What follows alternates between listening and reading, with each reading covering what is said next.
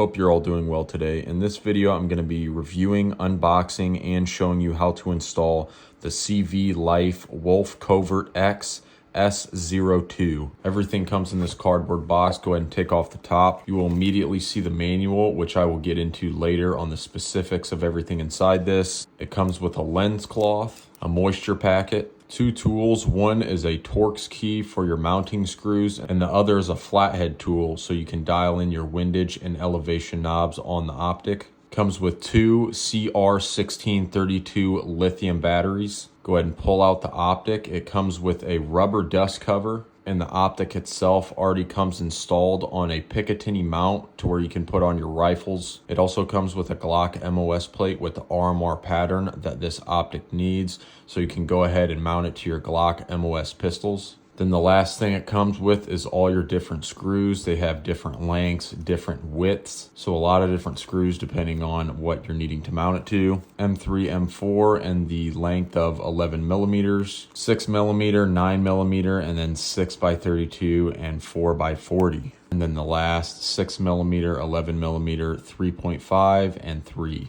This is the green dot version. It is a multi-reticle optic with 3 different options. You can see the window there is nice and big, and on the front, the glass is recessed, which is nice. If you're using the Optic to rack it with your hand, or if it gets bumped on something, it's not gonna hit that glass directly. We have the plus and the minus sign for your brightness settings and for changing your reticle. They have very tactile clicks, so you can really tell when you're going up and when you're not.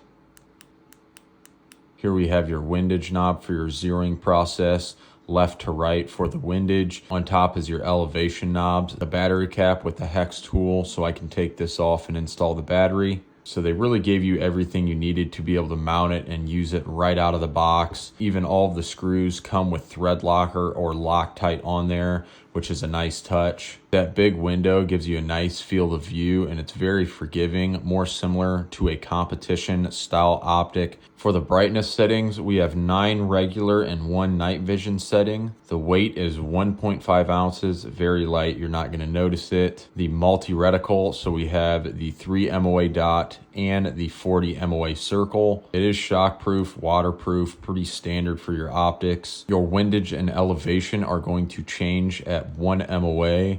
So that means it'll move an inch in whichever direction you're changing at 100 yards. The mounting footprint for this Optic is the RMR mounting footprint, and the battery life is 50,000 hours, depending on which brightness setting you have it. And then it does come with the adapter plates, which they gave you a Picatinny and an MOS. So the Picatinny is already installed on there. Then we have the MOS here. It goes ahead and lists the functions, all your screws, your batteries. Another cool thing about this is if you're shooting out in the range or competitions and you don't want your Optic to get wet or muddy, you can throw that on there for the time being if you're not using or shooting at that period of time. So this does have a good purpose when you're outside in the elements. It tells you how to install the battery and the Optic, which I will be showing. Same thing for mounting it to your Picatinny rail. Then it shows your illumination settings, so you can hit either the plus or minus to turn it on. Then you hold the minus for 3 seconds to turn the Optic off. And a note down there at the bottom, when you turn it off and restart the green dot,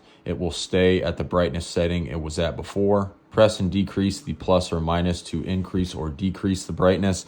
Pretty standard function. And then to switch the reticle, hold press for 3 seconds, and that will switch between your 3 reticle options. Here we have the reticle options. So it's the 3 MOA dot and the 40 MOA circle for a circle dot combination, or you have just the 3 MOA green dot, which is what I prefer. Or they also have just the 40 MOA green circle. It talks about the zeroing instructions and how you can do that. Then it even gives you a chart for the different ballistics on whichever zero you prefer. I personally like the 25 because you can see at the grouping, gives you a very small group. The 10 yard is pretty common because it's easy for people to get a small grouping and dial in their zero. 25 is a little bit more difficult, but it is what I prefer if you are able. Then it has some precautions, maintenance and care, troubleshooting, and then warranty information. First thing we'll go ahead and do is install the battery so we can look at the reticle options. Go ahead and take this Torx tool they gave you, and you can go ahead and unthread the battery cap on top. Turn it counterclockwise. We will take one of these CR1632 lithium batteries. If you are choosing a battery, I do recommend lithium because they'll just last longer and they deal with cold temperatures better. We're gonna go ahead and keep the plus up. Go ahead and drop that in there, and you wanna make sure you don't smash it in there. So if you see how I have it at an angle, you wanna start it at an angle and then I can push it down the rest of the way. So you make sure not to smash those metal tabs in there. Go ahead and put that on there. Make sure it is flush and not at an angle. Go ahead and start turning that clockwise. And it doesn't have to be super tight, but I'm putting a little pressure on it and it's not moving, so that's good. It's already showing some green here, which looks like it went to the circle dot at first. Right there, we can see our circle dot. This is about the same size you'll see when you have it mounted. If I come closer, you can see it a little bit more clear, but it will be bigger than this. And we'll go ahead and hold the plus for 3 seconds to change that, which it'll go just to the dot. The previous circle dot is good to find your reticle faster. I do prefer the 3 MOA dot for defense applications. This is good for precise shots and shot calling. And then we'll hold the plus down again for 3 seconds. And we have just the circle. So this clears up the target a little bit more in the circle. You can see right there. Because of that big window, has a lot of forgiveness, being able to push this whichever way. You can see it's using all of the glass. Turn it off, go ahead and hold the minus.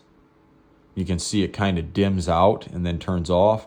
I'll go ahead and just press the plus, and it went back right to that brightness it was at before. And let's see how bright this gets. So that is the max right there on the circle dot. It's pretty bright. You can still see the dot in the circle, but because it's so bright and there's not enough light in the room, it's kind of blooming out the circle. But I would say this is definitely bright enough to be able to use outside. And then if we turn that back down, that'd be your night vision. Go ahead and turn it up a little. That's probably the lowest you could use it at, but we will check the brightness at the circle dot. You can hear those nice tactile clicks, and that's decently bright. Again, you can really push the corners, especially with that dot. It is an open emitter, meaning that the emitter back there is exposed and there's not glass or a housing covering and enclosing the emitter right here. This usually allows for a bigger glass. Like I said, nice recess right here so the glass isn't going to get hit directly if this does come in contact with something or your hand. It hits the surface and it's not going to hit the glass immediately. This is going to be pretty low if you do throw it on a rifle, so you might want to get a riser for this. Dust cover, throw that right over top so you're not going to get rain and mud in here if you face the elements. I personally wouldn't use the cover in a defense application because I don't want to have to try and tear this off real quick, but it is nice for competition. Everything here costed $160. You can buy this on Amazon and they have different products as well. If you didn't want the green, you could go with red. For everything here costing $160, this is a lot of value, and this isn't something I'm seeing with other companies sending all of this stuff. As you can see, it's a little bit more tailored towards the MOS because it did send an MOS plate, but you can still buy a different adapter plate if you would like to mount it on a different pistol. Because of the price and just what everything else has been costing, I'm going to go ahead and take an educated guess and say this is more for range use, competitions, not very serious hard use where this is getting banged around a lot. I think this would be good for somebody who is just beginning or an intermediate shooter who is just getting into optics, doesn't want to spend a ton of money, doesn't want to have to buy things from a ton of different places. It's an all-in-one package. I do think getting an optic in general, even something cheaper like this, would be better than just running iron sights. You're just going to be more accurate. You're going to be able to hit precise shots, and you're going to be quicker finding your sight. First thing I'm going to do is just go ahead and take this Picatinny mount off because I am mounting it on this Glock 17 here. Go ahead and screw these 2 screws. You can see that silver inside the thread, so it does come with those helicoils. Just make sure you don't have a mag in the gun. Go and lock it to the rear. Make sure there's no round in the chamber on the extractor or down in the mag well. Go ahead and pull it back. Make sure that slide release goes down, just like that. I'll go ahead and pull the trigger, pull it back just a hair, pull my 2 takedown pins down, let the slide go forward, and then push the slide.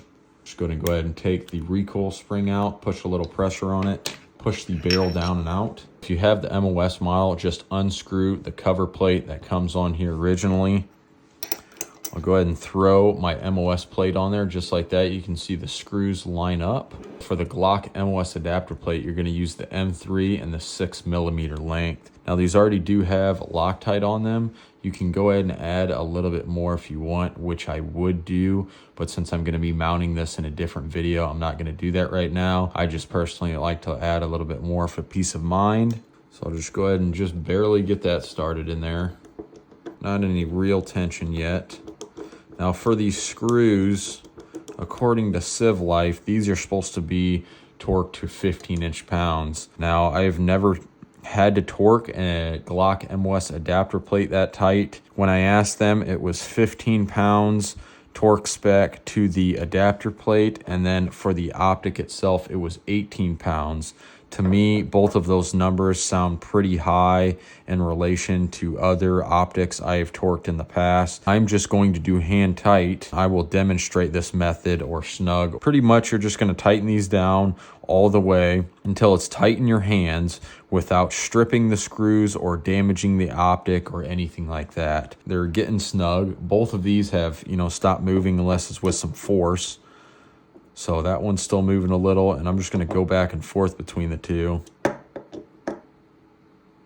That one has completely stopped without going too hard. And that one has completely stopped without really going hard. Then after that, I'm just going to apply some small pressure right there. Just turned it just a little bit more. That's pretty good pressure for me. And then turn that just with a little bit of pressure, and then it stopped with adding pressure. So both those are tight for me. Don't need to go any more on that. Pretty much I'm just feeling the tension on the screw. I'll go ahead and set the Optic on top. You can see there's a little bit of movement there, which I don't like a lot, but hopefully these screws will lock it in place. We're just gonna mount it with what they gave us. I'm not doing 18, seems too hard. G10 Torx bit. Just gonna go back and forth.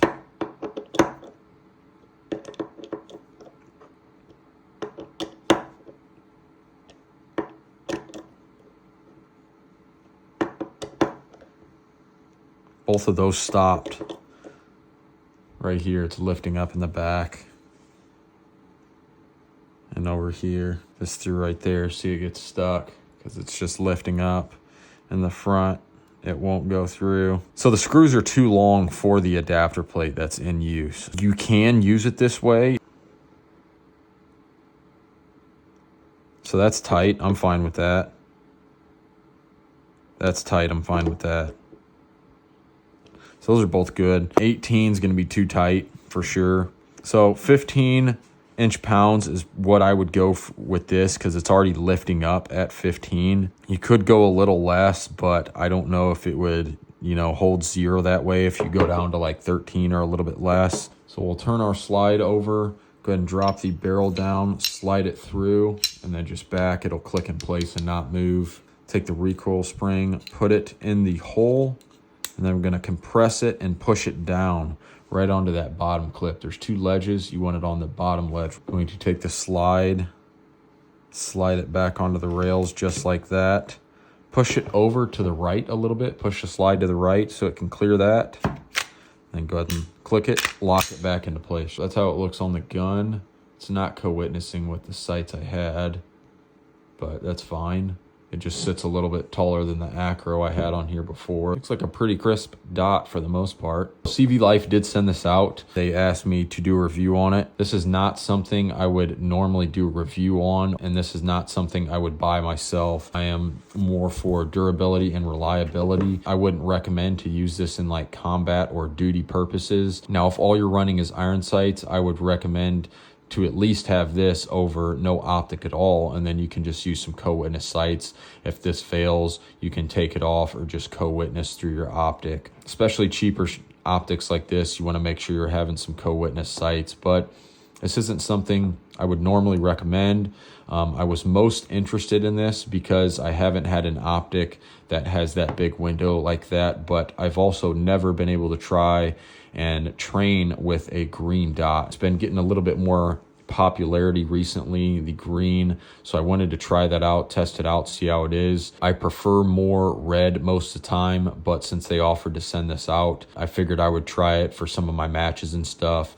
Green outside, in my opinion, does not do well, and that's why I don't usually run green, but some people like it better. Kind of just depends on personal preference and how you're perceiving it through your own eyes. Something just this cheap, I don't expect it to last very long. For range use or competition, it should be okay and not have a ton of problems. If you're getting up into higher round counts, like into the thousands and thousands of round counts, I don't necessarily expect this to last. And also, if you're beating it up or you're racking it off a lot, like doing a lot of this, if you're a beginner or an intermediate and you absolutely refuse to spend like something on this Acro P2, this is like $600. There's a lot of people that don't want to spend a lot on optics or don't even want to spend money on optics at all. This is something that I think would be fine. I still think this is better than no optic at all and just running iron sights. You're going to be quicker. You're going to be able to be more precise. You're going to be able to find your dot or whatever faster. For everything you get, even if it's cheaper stuff, it kind of makes other companies like Trijicon and Aimpoint and stuff bad. Being able to send out mounts, batteries, all this stuff. It's really cheap, but you are getting a lot of stuff for it. Trijicon, Aimpoint, Leopold, stuff like that should be giving out more for the price. This is my first time being sent out a product or anything from a company. They did send this to me for free, but I am going to be honest of the product regardless of getting it for free. I'm not receiving any money from it or anything like that. Just doing a review because I wanted to be able to try out this green dot. If you want to see more videos like this, please like, subscribe, comment, and share to help support the channel. Thanks for watching.